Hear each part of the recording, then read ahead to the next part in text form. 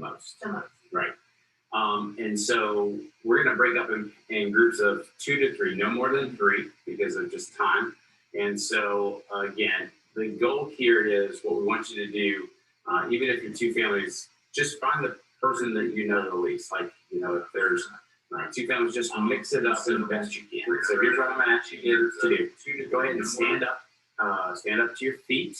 And what I want you to do very quickly is stand up to your feet, because you're probably not standing up because you're terrible listeners when you're at home and you don't think I'm talking to you, but I can see you right now. So I need you to stand up if you're not standing up, okay? That means you, Dad, if you're sitting there, or you, teenage daughter, Ella, stand up, okay? So, all right, as fast as you can, you're gonna go find groups of 2 to 3. Somebody needs help. Whoever is the youngest in the room, you tell everybody who to pair up. Okay. Yeah. So I'm gonna set a timer here in just a second. We're gonna leave the questions also up on the screen just in case you kind of get lost in the midst of that. And whoever is oldest in the pairs or the groups, okay, you're gonna go first. All right. So run around, find somebody, and all right. All right. 3, 2, 1. Time You're begins. in charge. Pair up, everybody. Oh, sweet.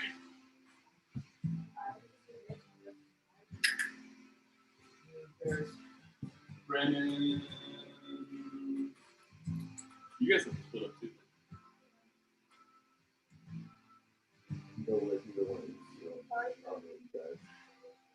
I guess Aaron and Tyler. Just assign them. You can pick the children too. Take David, take him for this too. Yep. That's it. You can tell everybody what to do. And Molly.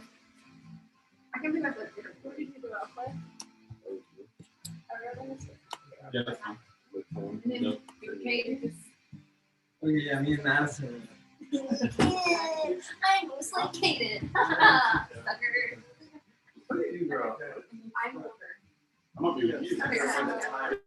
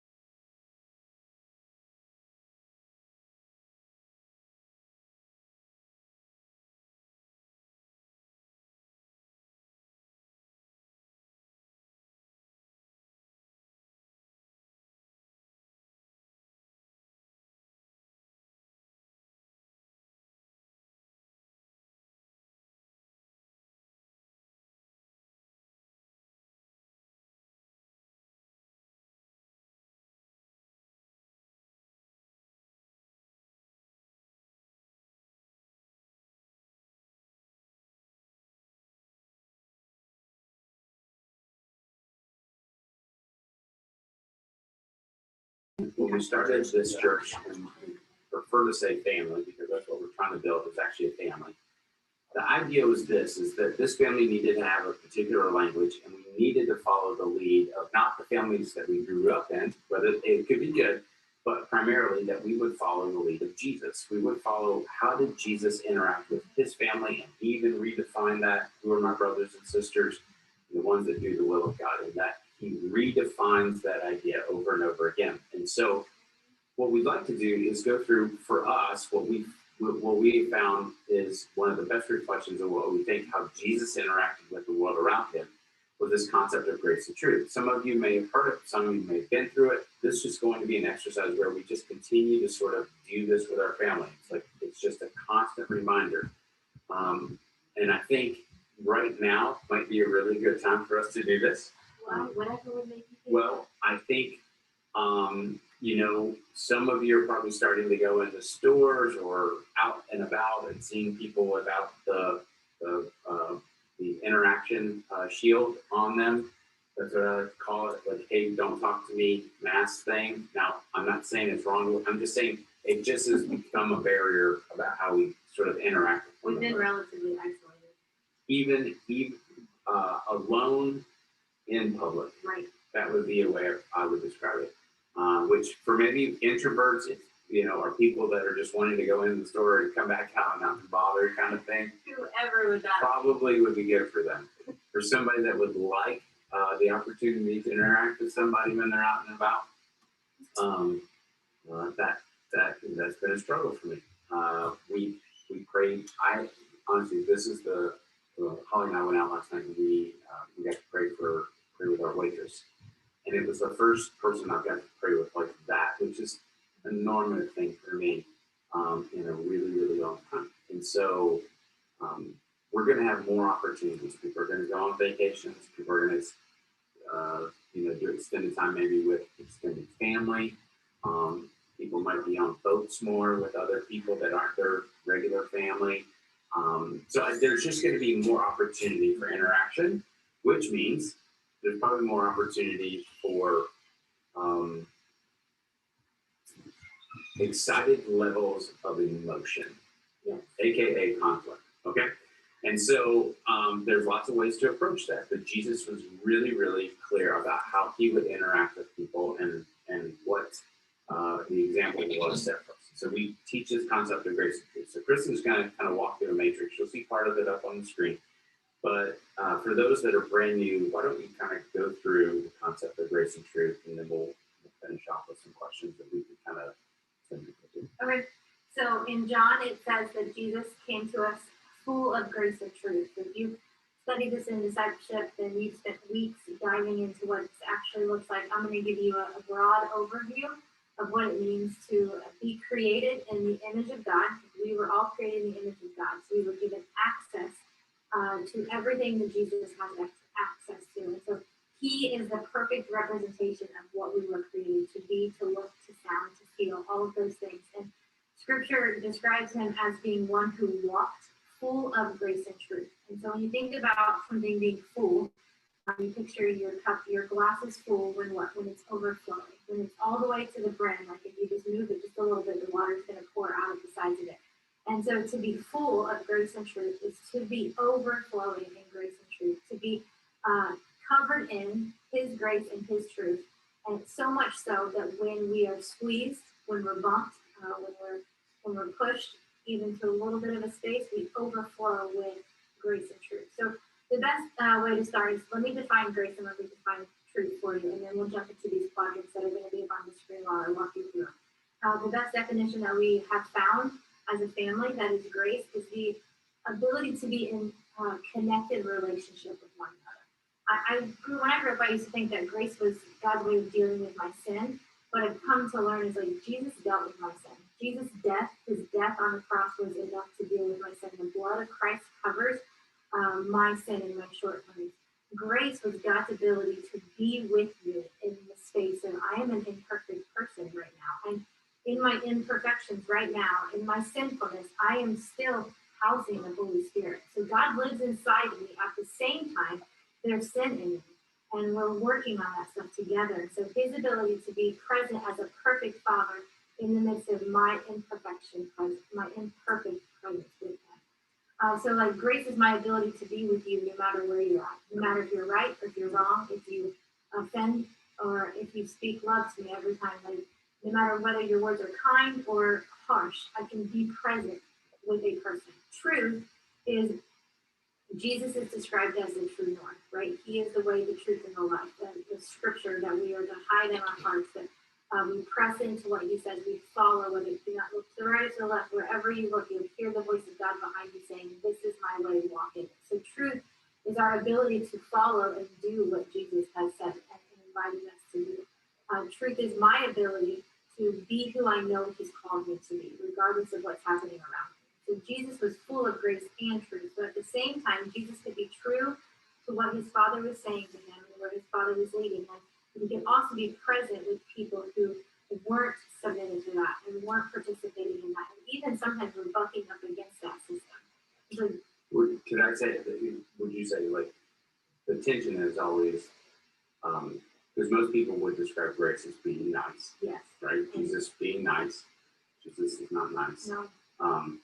And then truth is being honest, right? And there's always this dichotomy of this idea of like, I either have to be nice or I'm going to be honest, right? And it's the tension, like somehow, and yet that's not what it was. Right, because you don't balance grace and truth. Right. It's not this There, tightrope. I would say it's kind of like, it's more like a ladder. Mm-hmm. And it's the side of the ladder, right? You can't climb up the level of intimacy without both of those things coexisting, because that's what holds the ladder in place, right? If you try to walk up one side of it, it's just a pole, and you're not going to make it. But Jesus, like I think one thing we keep thinking is that people are like, okay, what you're trying to get me to do is be nice and be honest at the same time, and that's still like that's not it. Like it's not saying mean things and really smiling while you're doing it. Like So it's I almost hate you, but it's not that. If a piece of ice were to be truth and the water were to be grace, people still want to keep it separate. Or like, have you ever put like ice into warm water and like it just melts? Right. It's like it's all melted together, but you can't really separate the two. I've talked to people before who have taught the leadership concept to like sandwich in. Like you say something nice, and then you say the hard thing that you actually came to say, and then you say something nice on the other end. So you kind of sandwich in the hard thing, and that's just not nice. It's actually not nice. Like that's not what we're talking about. It's not a little bit of grace so that you can slide your truth in, so that you can cover it up with a little bit more grace. Right. The whole thing is like one big mashed up thing that cannot be separated. Right. And when it's expressed that way, it's the whole thing. The redemptive work of Jesus is longing to connect with us, but it's longing to be in relationship with us. But that's when you were talking about like the blood of Jesus. It's everything that he's doing to restore back what he wants. Mm-hmm. What he wants is a relationship with his creation, right? And so it's maintaining the grace is giving me what I don't deserve, right? But I have not earned is to be able to stand in his presence. But what he has made possible for me to stand in his presence, because that's what it longs for. Right. Then truth, I love, like I say it this way, and you and I kind of were saying the same thing. I always just say, like, Jesus has a real liking for holiness and righteousness. He sort of likes it because he knows what it does for me. And so it's both, like, he doesn't let go of those things to be present, right? So why don't you kind of walk through where we try to live those separate places in the quadrants, and then we'll kind of unpack that. So if you look at the picture on your screen, you're going to see the grace and truth matrix. Start down at the bottom with me where it says high truth and low grace. And that quadrant, we call that the call out quadrant. So if you are dedicated only to the truth and you lack the grace, the sort of environment that you create is, I need you to get it together. In this place, we do what is right. We do it at the right time. We do it in the right way. And the best thing that you can do to contribute to our family is show up, shut up, and do what you're supposed to do. So it It's a devalues. very efficient way of living. We get a lot done. Yes. But the problem is it disconnects people from one another. So if you don't show up and shut up and get your stuff done, you basically are not good enough. You don't make the team, and you can't make the team until you figure out how to do it. And so it disconnects and disempowers, disconnects people from one another. And so we call people out in a call out community. I kind of usually picture it like a soccer team, big surprise, right? But like if I have a call out coach on the team, then the best things that my players can do is about what they have to offer. It's not about who they are. It's what can you do for me, and how quickly can you get it done, and how effectively can you give me your gift and your strength so that we can win the game. The only thing that is valued is winning, and not necessarily the camaraderie and community of what it means to actually be a part of the team. So we created a call out environment by calling one another out. Right. I only speak truth to you. If you go up to the top quadrant, you're going to see a high grace and low truth environment, and that's going to be called the hangout quadrant. Now, this is quite the opposite. This would be perfect. This is quite the opposite environment. So in a hangout quadrant, I value connection over everything, which means I will actually lay down my truth so that you feel comfortable and connected. So I might not be true to who I know I'm supposed to be. I might let a few things slide by. I might really disagree your definition of what God has called us to be or who he's called us to, or even something as simple as like what we're supposed to be doing as a team. I might disagree with it totally, but I want to put off the persona that I support and love you, and I believe that comes by letting you have your truth. And so I just kind of let things go. So in a hangout quadrant, everything is permissible. Everything goes. As long as you feel good, and you don't feel judged, and you feel loved, then I'm going to swallow sort of the fact that under the surface, I feel very disconnected and I don't feel peace at all, because above the surface, I'm giving off the facade that we have this peace. We have a false sense of peace and a false sense of connection. In a hangout culture, one thing that we talk about often is you sort of create an environment where people have to walk on eggshells because we're trying to create a false sense of connectivity, a false sense of peace. And so the bottom quadrant, bottom left, you're going to see the word checkout. And down in that quadrant, this is basically what happens when you stayed in either one of these places for too long. We weren't created to live in hangout. We also weren't created to live in call out. So eventually we get weary of them. And we always end up in checkout, which is sort of just like, I'm done with this. I'm not going there. I'm not having friends. I'm disconnecting. I'm going to withhold all power to myself so that you can't hurt me anymore. 9 times out of 10, what usually happens is if I'm hanging out, if I've been hanging out for a while, I'll hang out. I will get to the end of my ability to hang out, and I'll jump over to call out. I might blow up. I might just blow up my whole family, slam the doors, throw a shoe. I don't know what's been happening. On the other side, It's very specific, as though that may or may not have happened may before. or may not have tried to throw a rock. Remember, we talked about that. And then after I jump to call out, we retreat to checkout. We just sort of like, I just can't do this anymore. We've called out. We might just wipe our hands of it and go up here and try to hang out for a little bit and just be like, I'm just done caring. I'm not going to contribute. I'm going to pretend like everything's fine, and I'm just going to sit in this place of hanging out. But is it also though that like the call out to hang out? Sometimes you're trying to counterbalance the thing, right? You're trying to you realize you just blew up something, and so your attempt is to make up for it. Like I know I just screamed and yelled at you as my child, and you're like, let's go shopping. Yes. Right. Yes. That's a classic move. Like, Yes. Or you're becoming more permissive than you normally would have been. Like you're trying to counterbalance those. So that's what happens. Like either one of those worlds, you're sort of vacillating between them, and sooner or later, like you say, it always results. Always end up checking. Sooner or later. Yeah. Sooner or later. No, we were not created to survive in this quadrants. We will always end up checked out. Yeah. So last but not least, call in. So if you look at your top right quadrant, you've got high grace and high truth. This is what we already talked about. This is who Jesus is. This is what he's full of. This is what he does. And in a call in quadrant, I'm fully present and I'm fully connected, but I'm also fully to the truth of the gospel, to the truth of Jesus, to who he has called me to be and the way he's called me to live. And so when I'm living in a call-in quadrant with my family, and I love them enough to be fully present as who I am, but also to stay fully connected and to make them a more reality. It is a difficult place to be sometimes. And I think one of the things to remember as we talk through this, it's in all situations, but it manifests itself most when you're at the point of where there's a little bit of friction, disagreement, or what people would call offense, which we'll have to have another discussion about that. But I think the thing that you have to remember is that what the way that we respond to something isn't driven by the other person's response towards us, right?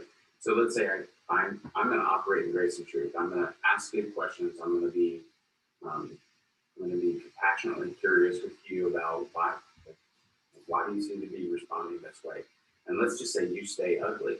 You just keep vomiting. You keep attacking, that kind of thing. It's not like I'm like, oh, I'm sorry. You didn't notice I was doing grace and truth. Therefore, now let me load my gun, and I'm going to start to shoot you with how mean you're being.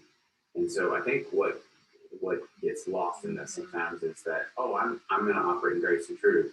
So as long as you operate in grace and truth. Let me just go ahead and just sort of rip the Band-Aid off of this one. Probably not going to happen. And the reason this is so important is that when we're in the midst of conflict, when we're in the midst of working through stuff, the thing that you have to remind yourself, and let's ready, there's one person that you're in charge of maintaining control and staying in a place of grace and truth. Just one. The reason being is just one because two is more than you or I can manage. So let's just start with ourselves, because often what we do is if our attempt is to control the other person, that means I'm going to get out of control so I can control you, and then they're going to look at you like you're a crazy person. So here's what we want to do. We've got a couple questions that we're going to put up on the screens and that kind of stuff. And I think typically what's really good is if you would go back to your groups that you guys started with, or if you wanted to extend this a little bit more, I don't mind doing that. But I think the first thing to do is to ask the question, how do I tend to respond in moments? And I would say, I've learned, this is what I've learned by doing this with people so many times, is that we have a response within our family, and then we have a response outside of our family, right? Like and then maybe there's a third one, how I respond to my car. Not that could happen. Not that I don't know anybody like that, but I think you need to have an honest conversation with yourself. And then here is the question at the end of that, like, okay, which quadrant do I tend to respond to conflict, and then answer this question, why? And if you say, I don't know, whoever's in your group go, hey, I know that's a good start, but what if you just took a guess as to why you think you do that, okay? So that would be the first question I would want them to process through. Do you have another one? Well, I was thinking like along the lines of what's the end goal? So like, first of all, you're going to recognize how you respond. And then the end goal is to begin to respond like Jesus. So I think it's sort of what is the invitation? And so recognizing where you are and recognizing where you want to go, where you want to be. There's usually one practice that you can implement that you could begin to start pulling your posture into a new place. So if I typically respond and call out, and I recognize, well, my why is because it's fastest. It's the fastest way I can get people to listen to me. And I'm in a hurry, I'm busy, and I have lots to do. And so I'm going to call you out because that's the fastest way I can get you to hear me. Well, my heart is to sound and be like Jesus, and to feel on the inside like Jesus, to sound like him on the outside. And so my practice might be to manage my schedule differently, to give myself some time to rest, to implement a daily Sabbath, or something that would give me more time. If time is the reason that I respond and call out, then time is the practice that's going to help me move into call in. So I'm going to push you a little bit. Ask you, like, so could you think of any other creative? Because one of the things we, and I say this all the time, we just lack creativity spiritually to think our way through like that kind of thing. Like if time is the issue, you're saying look at my schedule where people are like, I just need to be more patient. And I don't think the best solution for patience. The grocery store, every line that you get in, I don't care if you're getting gas, just pick the longest line. Park behind somebody you have to wait on. Just anything. Like park in the furthest parking spot, take the longest time to walk into the store, all that stuff. That's the kind of stuff where I'm like, that we can get really creative. Is there any other spaces where you think of, like conversations you've had with other people that are maybe not so much practices, but giving people room to have these conversations today is, hey, here's something. Okay, I tend to drift this way when blank. And I'm trying to think of examples people have given me in the past. So I can talk to myself personally more than I can give other people examples. I tend to drift into hangout when I'm trying to be friends with my kids. Or other one, when I feel like their dad is in call out, I try to overcompensate. Kind of balance. So I try to be in hangout. I've noticed I caught myself doing that a few times. I think Holly and I probably do the same thing. We're pretty quick to recognize what we're doing, but like we do kind of try to counterbalance. If I feel like he's being too harsh, I'll try to soften up his harshness with my softness, which doesn't usually go well. Because it feels like you're undermining that. Yeah, I do this in our. I recognize myself doing this sometimes in working out or eating healthy. I'll have a really good day where I've just done really well, and maybe I'll blow it, and then I try to overcompensate by making some crazy, restrictive call-out type environment. Even for yourself. Yeah, definitely for myself. Gotcha. Exercising, we do the same thing in exercising. Let's say we've been lackadaisical, we've been hanging out, and we feel guilt and shame for that because it's not taking care of our physical body. And then we'll get crazy, and we'll run like 7 miles or something ridiculous. All right, I'm going to stop it there. So I'm going to share a couple of questions for you guys to process through and then give you some instructions how to close out today, okay? One would be this. The first question is, how do you tend to respond? That call out, hang out, check out, or call in, and give some examples of like at home, here's how I tend to respond. If you want to use like at work, might be another place how you tend to respond. And if you're up for it, maybe how you respond in the car. That would be an interesting one to hear if there's some dichotomy between people. So we'll do that. And then as everybody gets a chance to kind of go around, what's something that you can do? Like think of a creative way. Like, Kristen used the example of time as a way of like thinking about how she responds to stuff, reconsidering her schedule. I think about times when I've been, and this is the place, UDF is like one of the great places of watching people respond in a very interesting way. Is that if you're in a big hurry, can I just give you some advice? Don't go to UDF. Like, it's just a bad idea. Like, don't be in a hurry and go there. And I've watched people get frustrated and angry at tellers because they're in a hurry.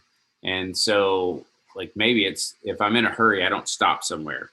And so that's kind of a way of thinking about those kind of things. Like, be creative. Like, how can I help myself shift towards being both grace and truth at the same time? All right. Then, lastly, we'd like to have you guys also, and I would recommend maybe not the whole group do that question together. 2s to 3s again would be a really good way of doing that. And then also we want to ask you to pray for each other today. And I already know that some folks, it's going to be probably maybe the first time you've ever prayed for somebody. The good news is you're in the safest place in the world to give it a shot. And so if you don't know what to say, just ask God to bless them, bless their day, whatever it might be, very simple and easy. And if you're feeling brave enough, if you're the person, be willing to ask for prayer requests. That would be really good. All right. So I'm going to throw the matrix back up here that has the different quadrants that you guys can reference to, and then you can go back through those. I'll leave it up for about the next 20 minutes or so, and then you guys can hop off whenever you'd like. But I'll leave it up for about 20 minutes. I also want to give a special shout out to Tincture for providing the video quality today. And if you liked that, if you go to their Facebook page and recommend them to other suppliers for video support, that'd be great. No, I apologize. Tincture had promised us that this would work perfectly, and so we're as disappointed as you are. Trust me. So again, that's Matt at tincture.io or Doug at tincture.io. So appreciate you guys. All right, so I'm going to throw up the matrix, and then you guys break off in 2s and 3s and work your way through that question. Thanks.